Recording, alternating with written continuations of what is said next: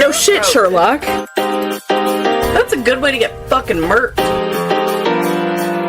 I liked it better when you called him gay. Whoa! Whoa! I feel like I catch too much fucking heat. Audie flips table! Audie flips everything! Hi there, I'm Audie. I'm Danny. I'm Elise. And welcome to Breakfast with Bimbos! I made that one bad. I don't think I like that one. You know with like the 50s girls at the radio? Breakfast with Bimbos. Like it was like that. You know what I mean? Except I was off pitch. It was like a dissonance. Dissonance, yeah. It was Dissonance, a little yeah. crunchy. Yeah, a little crunchy. You're welcome, guys. Anyway. I hope that blows through your radio speakers in your car. Ooh. I know I be doing. Okay. Anyway. What you be doing? Not speaking well. You know what I be doing? Taking notes. Because it's Danny's week. I'm gonna just go ahead and say it. Strap the fuck in. This is probably gonna be a long one. Maybe a two-parter, who knows? Maybe a two-parter. I can't quite tell. Okay. But this one is freaking crazy. It is about the, I don't know if it's Gilgo or Gilgo. Okay. It's Gilgo. I think it's Gilgo. I was about to say I want it to be Gilgo. I think it's Gilgo. The Gilgo Beach serial killings. Ma'am? What is happening? Why does this always happen like 1 minute in? And it's not even your turn. You just lose it. What happened? Girl. So, I saw a video the other day, and it was this guy making pasta out of pickles. And Like baby pigs? No, pickles, not Pickles! pickles. I think you said pickles, and I was like, are you talking about my pickles? That was my name in high school. I'm gonna kill myself. But the top comment on that video was like, because he shows the process of making the dough and everything. Is everyone did the dough? Cannibalism. Alright, Wonka. The top comment was, "Oh, he made dildo." We went down this whole thing for you to make a dildo joke. Yeah. Anyway, Danny. Anyway, Gilgo. Okay, I can't say anything. She thought of that, and I thought of a drag queen dressed as a go-gurt. Introducing Gilgo Baggett! Jesus Christ. So the Gilgo Beach serial killings were a series of murders along Long Island, New York, between 1993 and 2010. Oh, damn. Yeah. Oh God. Only 17 years. Only 17. The case gained national attention in late 2010 and 2011 when police were searching for a missing woman named Shannon Gilbert. Which is crazy because my last name is Shannon. What the freak, guys? I was about to say. I always forget that all of us have first names as last names. Oh, I've got 3 first names, babe. Right. Me too. Same, yeah. Yeah. Anyway. Dang, we're all first names. Not a single last name in sight. Hey, leave me alone. We did leave you alone. That's exactly what we fucking did! Nuh-uh. Girl. So when police were searching for a missing woman, Shannon Gilbert discovered the remains of 10 victims along Ocean Parkway near Gilgo Beach and in nearby areas of Suffolk and Nassau counties. Dang. If I said those wrong, sorry. So there were 4 victims: Melissa Barthelemy, Maureen Brainard-Barnes, Megan Waterman, and Amber Lynn Costello. We got the whole drag brunch here. Yeah. Okay, yeah, crazy names. They were found in December 2010 in close proximity and became known as the Gilgo 4. And 6 additional sets of remains were located in March and April of 2011. Dang. Several of which were later connected to earlier unsolved cases. So all of this is because of a man named Rex Andrew Heuermann was born on September 13th, 1963 in Massapequa Park, New York, a village on the south shore of Long Island, to Theodore and Dolores Heuermann. Childhood acquaintances of Heuermann recalled him as being a mama's boy who was extremely close to his mother, whom they characterized as controlling. World War Libertarian. Libertarian? Not a libertarian. No, okay. It was World War II and veteran put together because I forgot the space. You said new word! I'm inventing words for one paragraph, dude. Libertarian. His father was a World War II veteran and former second lieutenant in the United States Air Force, but he passed away in 1975 when Heuermann was 12 years old. So, authorities began to consider Heuermann a suspect in March 2022 after determining that a dark green first-generation Chevrolet Avalanche was registered in his name, matched to a vehicle described by a witness in one of the killings. And investigators stated that Heuermann's cell phone records showed contact with 3 out of 4 victims, and an email account linked to him had been used to search for information about the investigation.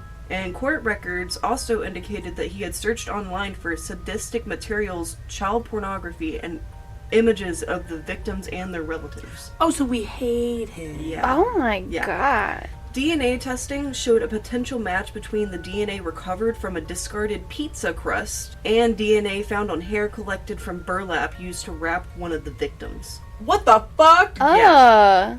A potential match to Heuermann's wife was also identified when comparing hair found near 3 victims to sample taken from bottles recovered from the trash outside of the Heuermann's residence. He married? Yeah, he married. He married? They found the wife's hair DNA follicles in the trash. Jesus. Oh my goodness. And investigators stated that Heuermann's wife and children were out of state during each of the periods when killings were believed to have occurred, though. He has kids? He and has he's kids. looking for child? Yeah. So this is when the first killing started. This is Sandra Costello, and the body was located in the eastern part of Long Island. She was a 28-year-old woman from Trinidad and Tobago who was killed on November 19th or 20th, they're not quite sure, in 1993. In December 2024, 31 years after her death, Heuermann was charged for her murder. Dang. DNA from hairs found on her body matched Heuermann's. And Costello was living in New York City at the time of her disappearance, and her body was discovered in November 1993 by hunters in a wooded area in North Sea, Long Island, which was approximately 60 miles northeast of Gilgo Beach. She is the earliest known victim included in the murder charges against Heuermann, suggesting that he had allegedly been killing in the 1990s or even earlier, and that he disposed of bodies in locations beyond the Gilgo Beach area. So she was the first, and this is when we start getting into the Gilgo 4. So we start out with Maureen Brainard-Barnes, and she was from Norwich, Connecticut, and she was only 25 when she disappeared, and she was last seen on July 9th, 2007, and she was planning to spend the day in New York City. She was never seen again. Oh. And she worked as a seasonal telemarketer turned to sex work when unable to find other employment. She was a mother of 2, and she advertised as a sex worker on Craigslist to just pay her mortgage. Oh. Right, it's so sad. And she had been out of the sex industry for 7 months, but returned after receiving an eviction notice. Damn. She just wanted to live. Yeah, she just wanted to feed her kids and have a house and just live. Yeah. I hate this world. Same. Her body was found in December 2010, and she had been restrained with 3 leather belts, and DNA on one of those belts matched the wife of Heuermann. Oh, shit! So shortly after her disappearance, her friend Sarah Carnes received a call from a man using a blocked number. He claimed that he had seen Brainard-Barnes and that she was alive and staying at a whorehouse in Queens. What the fuck? Which, that is in quotation marks, by the way. So, aka his term for it. Yeah, his term for it. That's crazy. And he refused to identify himself or provide the location, too. Which means he probably visited those whorehouses in Queens. What do you mean you killed this girl you slept with using your wife's belt? Carnes asked him to call back from an identifiable number so the police could act on the information, and he said he would, but never called again. And Carnes reported that the man had no discernible regional accent either, so they couldn't really tell where he was calling from. That's why we needed caller ID. Star 67, apparently. At the time that she disappeared, Brainard-Barnes was working from a Super 8 motel in Manhattan, and on the night of July 9th, 2007, she called a friend in Connecticut and said she planned on meeting a client outside of the motel. And like many of the victims, She was very petite at 4'11" and 105 pounds. Jesus. Oh my god.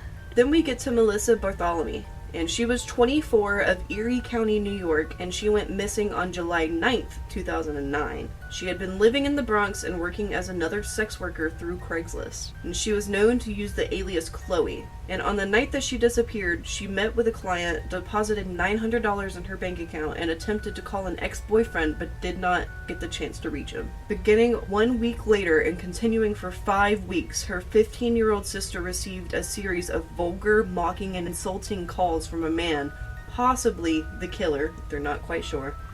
They're not quite, they can't confirm it, and they were using her sister's phone. Oh, gross! The caller asked whether the girl was a whore like her sister. I would have tracked that man down. I don't know how I would have, but I would have found you. The calls escalated and culminated in the caller telling her sister that Barthelemy was dead and that he was going to watch her rot. What the fuck? And police traced some calls to Madison Square Garden.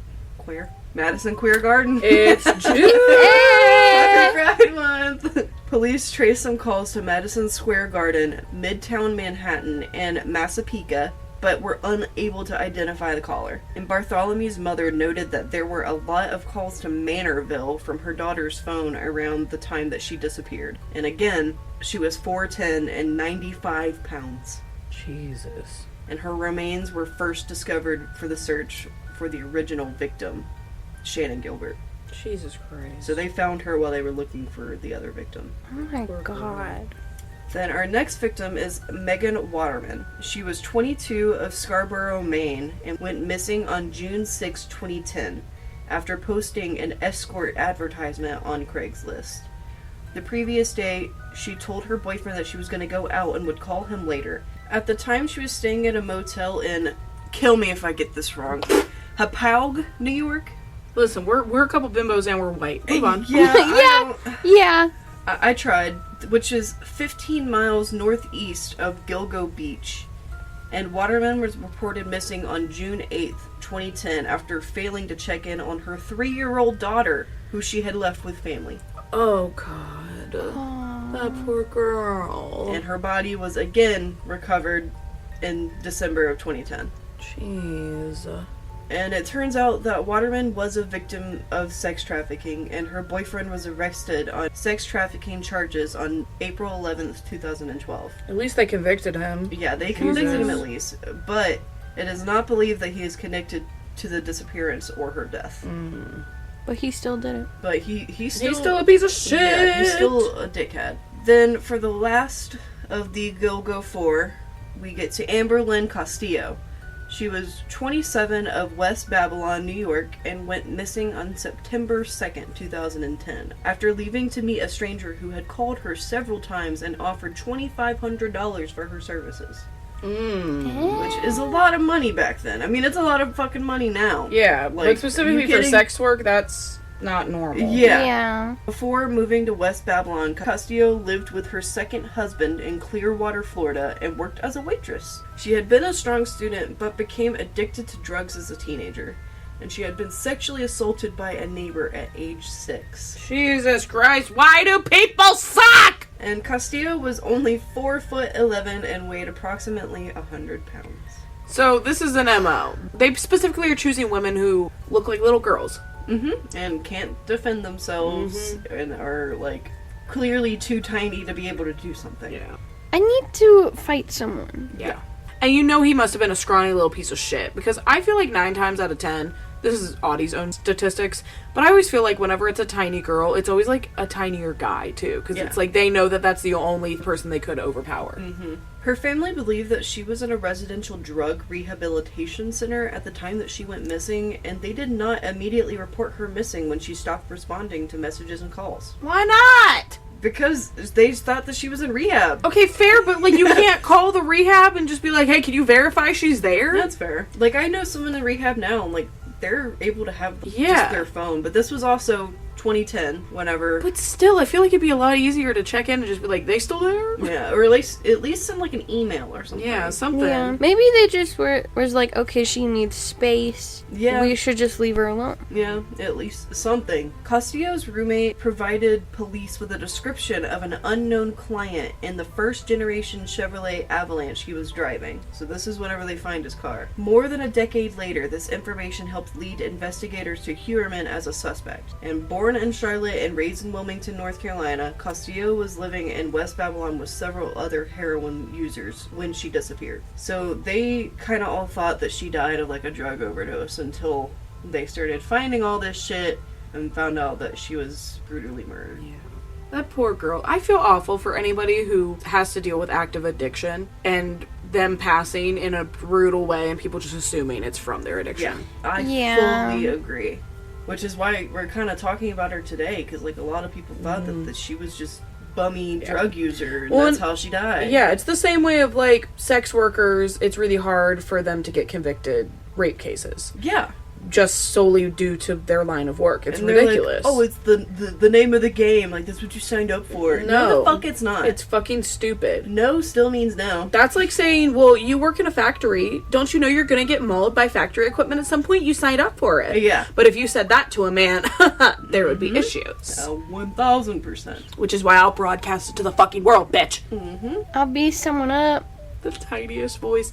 I'll beat someone up. I know who, but I will.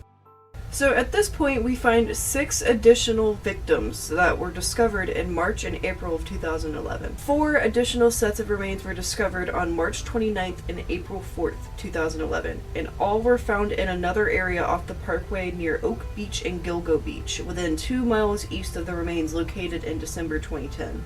These victims were Jessica Taylor, Valerie Mack, Tanya Jackson, and Jackson's daughter, Tatiana Dykes. Suffolk County Police Department subsequently expanded the search area to the Nassau County border in an effort to locate more victims.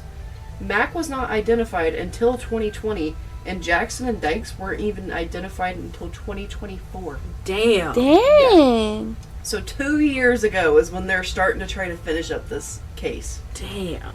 They were located about 1 mile apart and approximately 5 miles west of the remains discovered in December. And one set belonged to a victim with XY chromosomes who may have been I don't want to say this like that, but they say cross-dresser or a transgender woman. Police referred to this victim as Asian Doe instead of Jane Doe. What the fuck? Yeah. Can I ask a question not in an invasive way? Mm-hmm. Was this someone who was maybe post-surgery, and that's why they originally immediately were like, oh, it's a woman, and then when they got back the results, they were confused about the DNA, or was it... I think that the body was too far decomposed. Okay. I was just curious, not in a weird way. Yeah, I think the body was too far decomposed, and like, that whole scientifically, biologically, our bones are a little different. Well, whatever the fuck. Police referred to this victim as Asian Doe based off of forensic evidence indicating Asian ancestry. Just call her Jane. Yeah. It's not that big a deal. Yeah, but also, like, maybe I don't know how, like, DNA and, like, evidence works and shit whenever a body's decomposed. Would they be able to even tell that? Like, are you talking about the race? Yeah. I'm not sure. There might be something in the DNA that tells you the race of a person. I would think so, because think of, like, Ancestry, where you can literally spit in a tube and they know who you are. So I understand. I'll slightly retract my ew. I understand it's probably not them trying to be like homophobic assholes. It's just them being like, okay, white doe. Yeah. Asian doe. Whatever they find out from classifying that. Yeah, factor. because they just don't know the gender yet. Yeah. But it turns out investigators estimated that the victim had been dead for between 5 and 10 years. Jesus. The other sets of remains belonged to Jane Doe number 7, whose partial remains had been found on Fire Island in 1996, which I want to say was one of the, like, gay islands in New York. I think there's a whole, like, TV show based off of it. Like, they were ones that, like, gay people flocked to in the 90s. Because it was, like, a safe space for people who had HIV and AIDS. Oh. Is it gay? Yes! Yeah, it is. Okay. Fire Island is one of the most famous and historic LGBTQ plus destinations in the world. Yeah, okay, that's what I thought. I was like, I remember seeing something about this and being like, oh, that's cool. Hell yeah. But yeah. Wait. And then we get into Valerie Mack, which they also were known as Melissa Taylor, Manorville Jane Doe, and Jane Doe number 6. Jesus. They had several different names. Okay. And she was found at Cedar Beach, east of Gilgo Island, west of Fire Island. So Valerie Mack was 24, and she was also known as Melissa Taylor, who was living in Philadelphia and working as an escort when she went missing in 2000. And like many of the victims, she was small, approximately 5 foot, and weighed 100 pounds. Mack had been in foster care from an early age and was never reported missing, and she was the mother of a young son. Aww. Yeah. Mack's partial remains were discovered in Manorville, New York on November 19th, 2000, but were not identified until 2020. Her torso was found wrapped in garbage bags and dumped in the woods near the intersection of Halsey Manor Road and Mills Road, adjacent to power lines and a nearby access road. A head, a right foot, and hands were found on April 4th, 2011, and were initially classified as belonging to an unidentified victim known as Jane Doe number 6. And in 2020, officials determined that these remains belonged to the same woman whose torso had been found in 2000. That's crazy. Yeah, she was like spread all over the place. Jeez. Do you think he disembodied her? Oh yeah. Dismembered her? Yeah.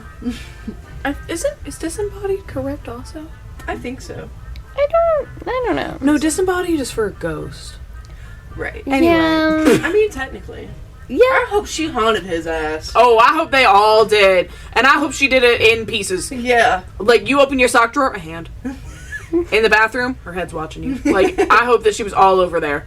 Mm-hmm. I want her to come out the ceiling like Mangle. I'm sorry. Then on May 28th, which is my freaking birthday. Ooh, why does this always happen? I'm sorry. Why is there so many true crime events on your birthday? Because this has never happened to me. Literally. Am I gonna die on my birthday?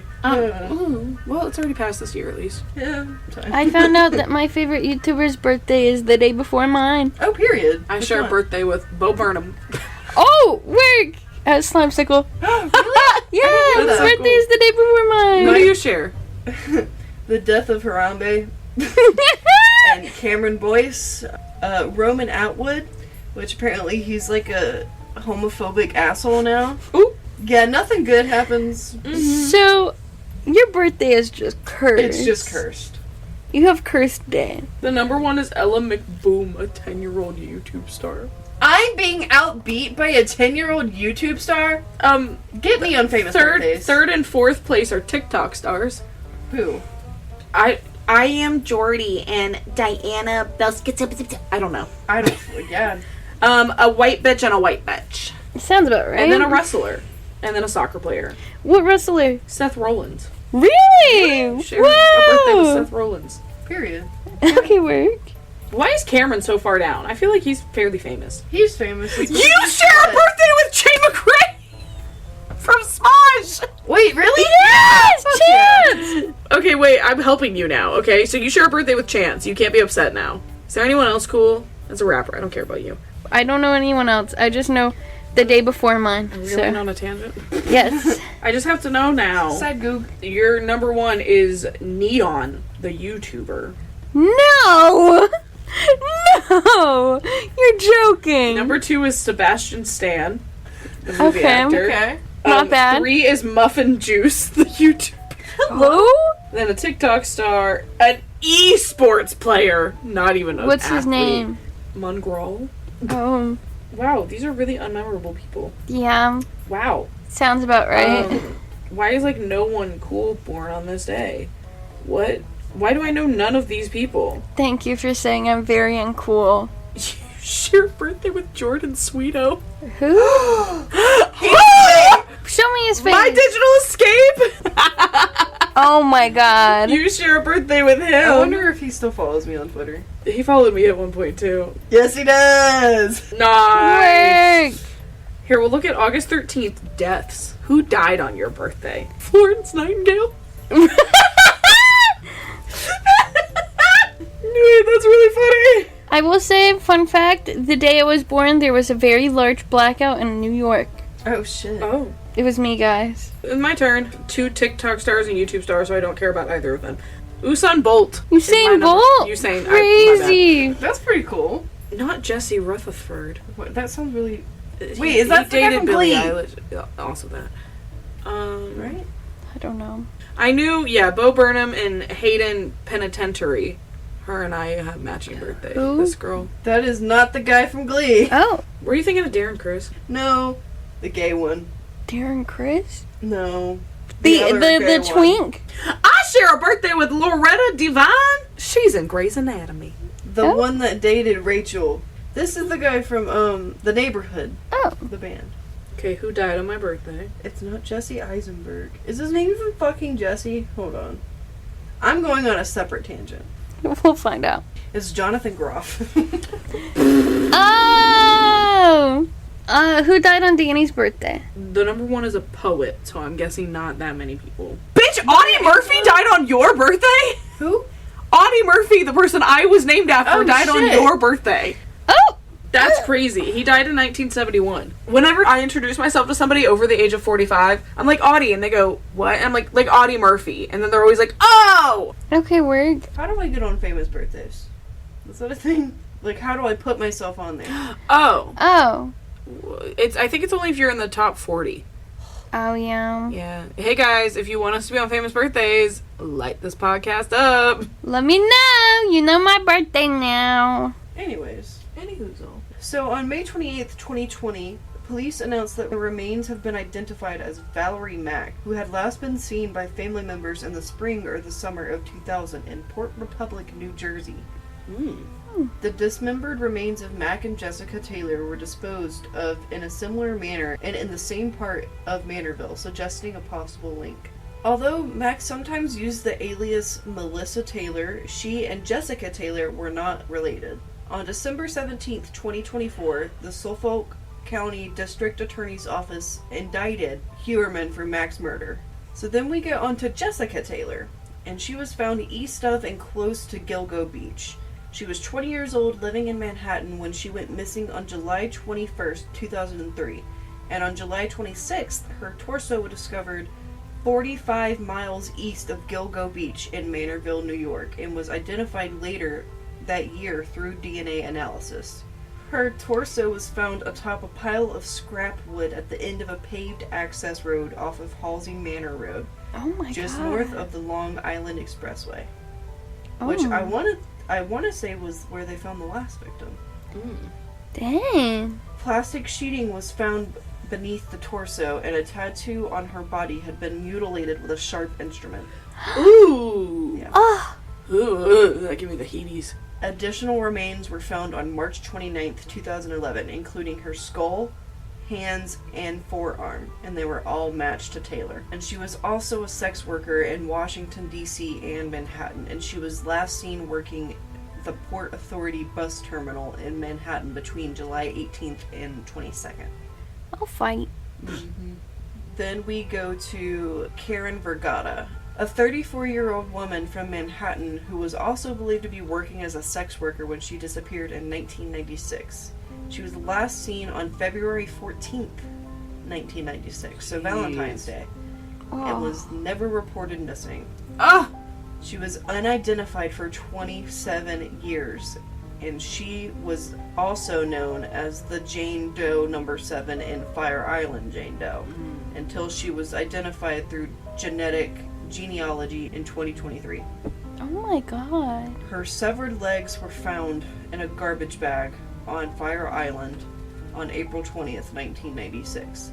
And 15 years later, on April 11th, 2011, her skull and several teeth were recovered on Tobay Beach. The second set of remains were found on Nassau County that day. DNA testing linked these remains to those found on Fire Island in 1996, and it has been suggested that her legs may have drifted to Fire Island after her remains were dumped on Long Island. Jesus. How are you going around killing this many people and your wife and kids not knowing? For real. Like, I truly don't understand, but at first it said that the wife and kids weren't even in town. It reminds me of the H.H. Holmes case. You know, when he had all those separate wives and none of them knew about each other. Yeah. Yeah. So then we have Tanya Jackson, which she went by Peaches in Jane Doe number 3, and Tatiana Dykes, Baby Doe. Oh. Yeah. Oh. Tanya Denise Jackson was born in Alabama on October 22nd, 1970, and she was a U.S. Army veteran who was living in Brooklyn in 1997 when she disappeared along with her 2-year-old daughter, Tatiana Marie Dykes. She was only 2. And Jackson's partial remains were discovered in Lakeview, New York in 1997, and additional remains were found on Jones Beach State Park in 2011, along with those of Dykes. And she went unidentified for 28 years. And they were identified in early 2025. Damn. So last year, December of 2025, Tatiana Dykes' father, Andrew Dykes, was arrested and charged for the murders of Jackson and their daughter. And the police no longer think that the deaths are connected to the Long Island serial killers. Dang. So they went on to think that he did this, and then later found out that it was literally husband and father. Jesus. So on June 28th, 1997, Jackson's dismembered torso was found at Hempstead Lake State Park in Lakeview, New York. Her torso had been placed inside a green plastic Rubbermaid container that had been dumped beside a road along the west side of the lake. And investigators reported that she had a tattoo on her left breast depicting a heart-shaped peach with a bite taken out of it, with 2 drips falling from the core, which led to the name Peaches. Oh. And on April 11th, 2011, police discovered dismembered skeletal remains inside a plastic bag near Jones Beach State Park, and the victim was designated Jane Doe number 3. In December 2016, DNA analysis confirmed that Peaches and Jane Doe number 3 were the same person. And DNA testing also identified Peaches as the mother of Baby Doe, who was wearing gold jewelry similar to her mother's. Aww. And then we finally get to the person that they were looking for originally. Oh my god. They found all of these people, and that was in timeline of how they found them. Jesus. So this man is just leaving bodies everywhere. Every fucking where. So we get to the disappearance of Shannon Gilbert, and on May 1st, 2010, she was a 24-year-old escort working at a client's residence in a gated community in Oak Beach on Jones Beach Island in Suffolk County. Damn. Yeah, they were like in a small part of the town. You take up the whole envelope when you get mail, girl. Yeah. You need 10 lines for that shit. And a glass of wine to write it. And at 4:51 a.m., Gilbert called 911 from the property of the client, Joseph Brewer, telling the dispatcher that someone was after her and that they were trying to kill her, but did not provide her location. She ran to a nearby home and was let inside, but fled again when asked to wait for the police. And she was last seen shortly afterward banging on the front door of another residence and screaming for help before running into the night. And in December 2011, 19 months after her disappearance, Gilbert's remains were found in a marsh between Oak Beach and Ocean Parkway, about half a mile from where she had last been seen. And the cause of her death remains disputed. Like, in May 2012, Suffolk County medical examiners ruled that Gilbert had accidentally drowned after entering the marsh, although the official autopsy lists the cause of death as undetermined. What the fuck? Yeah. That's crazy. Like, she was probably scared of the police because she is an escort and it's not legal. Like, she could have been the one that got away. And Gilbert's mother publicly argued that her daughter had been murdered by a serial killer and criticized police for failing to identify a perpetrator. As she should. Yeah, for real. And due to the controversy about Gilbert's death, in September 2014, forensic pathologist Michael Baden agreed to conduct an independent autopsy of Gilbert's remains in hope of determining a clear cause of death. And upon examination, Baden found damage to her hyoid bone, which I had to look this up. It's the neck bone where, like, the Adam's apple would be. Okay. So it's what connects right here. Oh. I had no idea what that was. The hold your head up bone. Yeah, the hold your head up bone. Okay. Suggesting that strangulation may have occurred. Oh. Baden also noted that her body was found face up, which is not common for drowning victims. And despite this, her death is still officially listed as an accident. And on May 6, 2020, the New York State Supreme Court ordered Suffolk County Police to release Gilbert's 911 call recording, denying their request to withhold it for more than 10 years. And on May 13th, 2022, the Suffolk County Police Department released the 911 call. Why would you not release it in the first place? Yeah. They just wanted to cover up. They didn't want to do their job. They didn't want to do anything. The fuck? Especially after they found all this other shit, they're like, well, we found her. Yeah, it's like, this is too much paperwork. Fuck you. Exactly. I hope you get killed in a brutal way and we go, too much paperwork. Mm-hmm. So this is when the FBI starts getting involved. On December 10th, 2015, Suffolk County Police Commissioner Tim Sinney? Dude, these names are really fucking me up. Suffolk County Police Commissioner Tim Sinney announced that the FBI had officially joined the investigation. They haven't been in it The entire time. You're joking. The entire time. It took them 4 or 5 years to get on this fucking case. Huh? The announcement came one day after the former police chief, James Burke, was indicted for civil rights violations and conspiracy. So it's his fault. Yeah. I want to say that they were separate instances, but it's the fact that he fucked up so bad the FBI had to stand in. Yeah, damn. Yeah. And Burke, who had resigned from the department in 2015, was reported to have blocked FBI involvement in the Gilgo Beach cases for years. So it was his fault. He didn't want him involved. Oh my I think Why? the hero case be like, oh, I can figure this out. Damn. What the heck? And the FBI had previously assisted in the search for the victims, but had never officially been a part of the investigation. And in November 2016, Burke was sentenced to 46 months in federal prison for assault and conspiracy. Burke, I hope you are rotting. So real. Burke, if I find you, buddy boy, you better watch your days. And on September 12th, 2017, Suffolk County Prosecutor Robert Biancavilla. Oh. These names are fucking me up, dude. Biancavilla said that John Bitchroloff, a Suffolk County resident convicted of murdering 2 sex workers and suspected in the murder of a third, may have committed some of the Gilgo Beach murders. And he said that Bitchroloff was likely responsible for deaths other than the women that were there, and the similarities between the Gilgo Beach crime scenes and the Bitchroloff known murders, for which he was convicted for in May 2017 and sentenced in September of that year. So they were trying to see if all of these murders were one guy or if this was another guy that was helping him.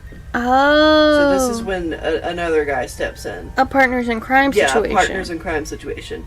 So he was arrested in 2014 after his DNA was found on the bodies of 2 of the murder victims, Rita Tangretti and Colleen McNamee, whose bodies were found in 1993 and 1994. And the match had been made through a DNA submitted by his brother, who was convicted in 2013 on an unrelated case. Ooh. Bitchroloff was convicted in May 2017 for those murders, and in September sentenced to consecutive terms of 25 years for each murder. Damn. Dang. The Suffolk County Police did not comment on the prosecutor's statement due to the active homicide investigation of the Gilgo Beach murders, and Bitchroloff's attorney rejected the prosecution's assertion. So essentially there was a couple more murders going on around the same time. They were trying to figure out if they were all connected, but 2 of them weren't. They were their own separate case. Okay. Dang. And in 2020 is whenever all of the evidence is released to the public. After all those years. Over 10 years later, all the evidence gets released. What the fuck? What the heck? So on January 16th, 2020, Suffolk County Police Commissioner Geraldine Hart released images of a belt found at the crime scene with the letters HM or WH, depending on which way you look at the belt. And it was embossed in black leather. The belt had been found during the initial investigation near the Ocean Parkway in Gilgo Beach. Police believed that the belt was handled by the perpetrator and that it had not belonged to any of the victims. The police revealed a few details about the belt's evidentiary value and would not comment exactly on where it was found and who it was found on. It was also announced that scientific evidence was being used in the investigation and that they had launched a website enabling the department to share news and receive tips during the investigation. For like outsiders, hey, you hear something going on? Let us know. Yeah. We'll investigate it. However, the website has now been taken down. What the fuck? I think there's a lot more out there, personally, that they Yeah. just haven't found. This is crazy. Yeah. And finally, he gets charged! After all those fucking years. Yeah. Finally, how old was he? Yes, 63. Dang. So on June 13th, 2023, Heuermann was arrested and charged with 3 counts of first-degree murder and 3 counts of second-degree murder in connection to the death with Melissa Barthelemy, Megan Waterman, and Amber Costello. And on June 6, 2024, Heuermann was arraigned and charged with the murders of Jessica Taylor and Sandra Costello. And Costello's murder had not been previously linked to the Gilgo Beach serial killings. This development extended the timeline of the cases back to the early 1990s instead of late 1990s. And in January 2024, Heuermann was charged with the murder of Maureen Brainard-Barnes, who disappeared in 2007. And on April 8th, 2026, a couple months ago, Heuermann pleaded guilty to the 7 murders with which he had been charged and admitted to committing an 8th murder. And his sentencing is scheduled for June 17th, 2026. Jesus. Oh my god. Hi, this is Audie from the future. So, on June 17th of 2026, Rex Heuermann was convicted. He was given 3 life sentences plus 100 years on top of that. Yippee! That's insane. But it's just fucking crazy how he killed all these people, almost got away with it, got confused with other murders, and they thought that his wife was in it and this random guy was in it, and it just turned out to all be him. What the fuck? Yeah. What does his wife think of him? What does his kids think of him? Well, I'm assuming they fucking left him. Yeah, I would hope. They better.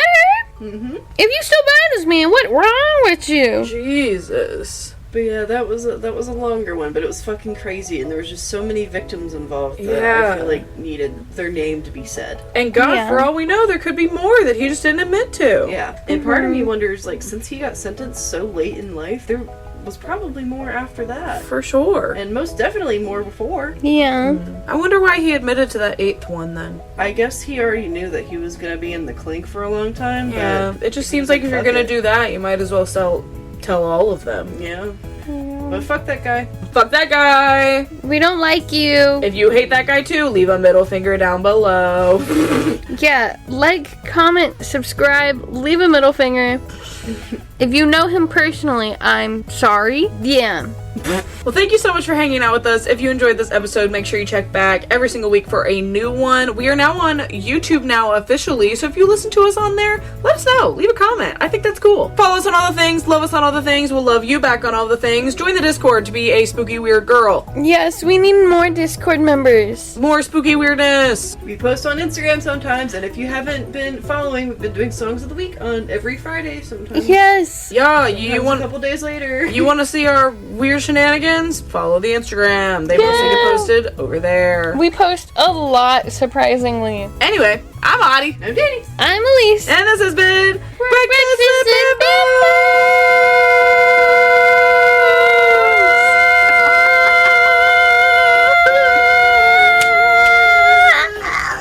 Trying to see how far we can go.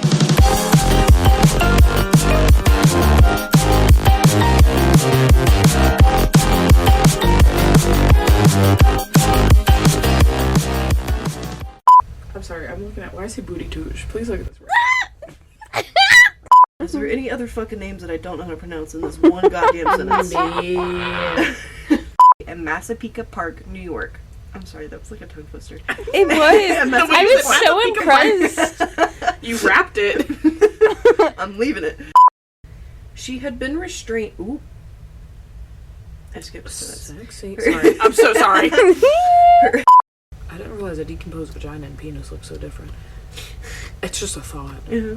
I've never thought about that. Me neither. Well, because there's not, I guess so, because there's no, like, bones in your penis. So it's not like you Yeah. could be like, So oh, it's here's the just, like, penis bone. Like you can with an animal. No, that's a thing! Like... And then Jane Doe number 7 was actually identified as Karen Vergata? You said Karen. Vagina. Vagina. Vagina. Vergata. Well, we are in the gays. Ow. Ooh. Sorry, my tits just hurt. That's so real. Her torso. Her torso. And is believed to be working as a sex worker when she appeared. You got a shotgun laying around.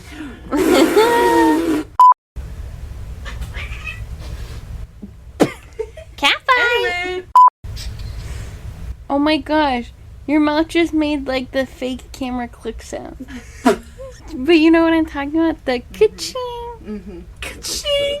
The Polaroid shit. To confirm that Peaches and Jane Doe number 3. Peaches and Jane known were the same person? That's what you said, ma'am. You think they're making out in there?